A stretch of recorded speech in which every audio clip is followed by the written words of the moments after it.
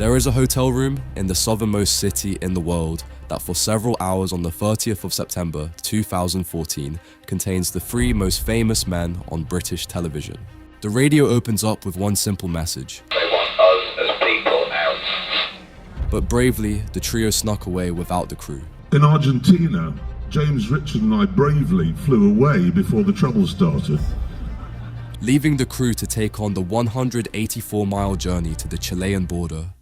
With the trio comfortably in the air, the most senior figure left on Argentine soil was their executive producer, and the crew had just one question for Andy Wilman. Did you really do that number plate, genuinely? And I was like, we did not do that number plate. The crew were not fully convinced. However, there was no time for debate, as word had just reached the crew that a decision had just been made. We have just been ordered out of Tierra del Fuego, ordered out of effectively Argentina. The producers assumed the protesters were targeting the trio, so by evacuating them separately, they thought the crew might have a better chance at escaping unharmed. That left Andy Wilman to lead the convoy out. The plan was simple. Drive north along Route 3, setting off from Ushuaia and passing through the towns of Tolhuin and Rio Grande before arriving at the official border crossing at San Sebastian. So on the morning of October 2nd, the 31-strong crew, along with 4 tons of equipment, the 3 film cars and a police escort, left the hotel for the Chilean border. For the first few hours, the convoy made steady progress north along Route 3. The road was empty. The mountains rolled past. Nothing about the morning suggested what was waiting up ahead. But as the day wore on, darkness fell. The convoy reached a small village on Route 3. It should have taken the convoy minutes to clear, but the locals had been waiting. The first couple of hits were from eggs. But then, the rock started. Stuff logged at us. Give me the thing on this side.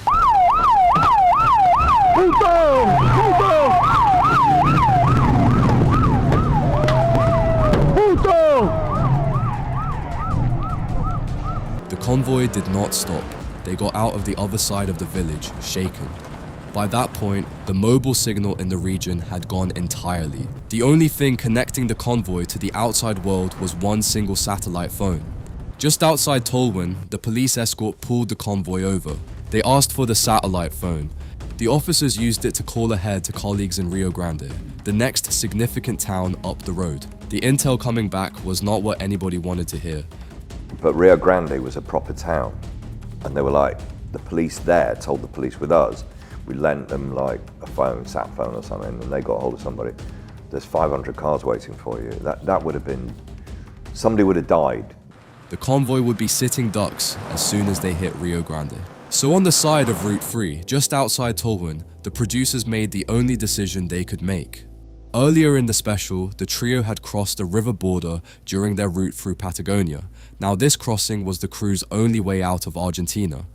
And so the decision was made to go off-road. But what about the 3 film cars?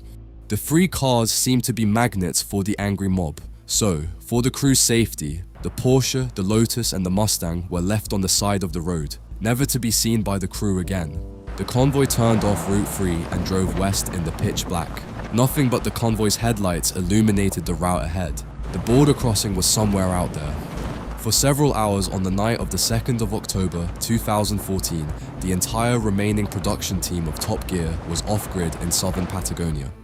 You can't really conceive how isolated that was. And it was like being on the, what are them islands at the top of Scotland and a bit more, Shetland, something like that. I'm not saying there's violence up there, but you were that remote. And then, sometime before dawn, they reached the river. But before they crossed, the morning light revealed the damage from the attack.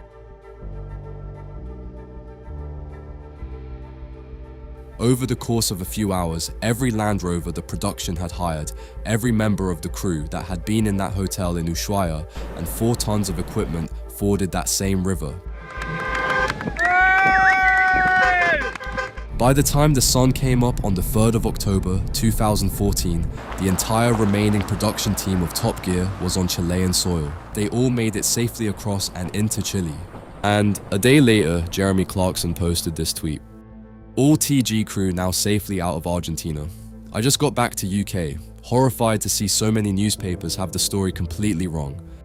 Once they were safely on Chilean soil, they regrouped, organized flights home, and over the following days made their way back to the UK through Chilean airports without ever crossing back into Argentina. But the same cannot be said about the film cars. The Porsche, the Lotus, and the Mustang were still in Argentina, on the verge of Route 3 outside Tolhuin. When locals found the abandoned cars, they discovered a set of fake plates in Clarkson's Porsche that spelt.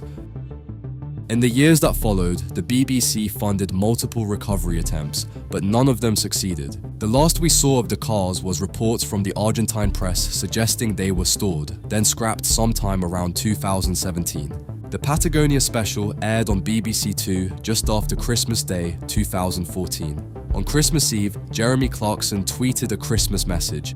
It excluded, by name, the people of Tierra del Fuego. But the Argentina special wasn't the only time Top Gear changed forever in a single moment. 8 years earlier, on a runway in North Yorkshire, Richard Hammond sat behind the wheel of a vampire jet-powered dragster. He was about to attempt a 300-mile-per-hour run. The last attempt that Hammond made almost cost him his life.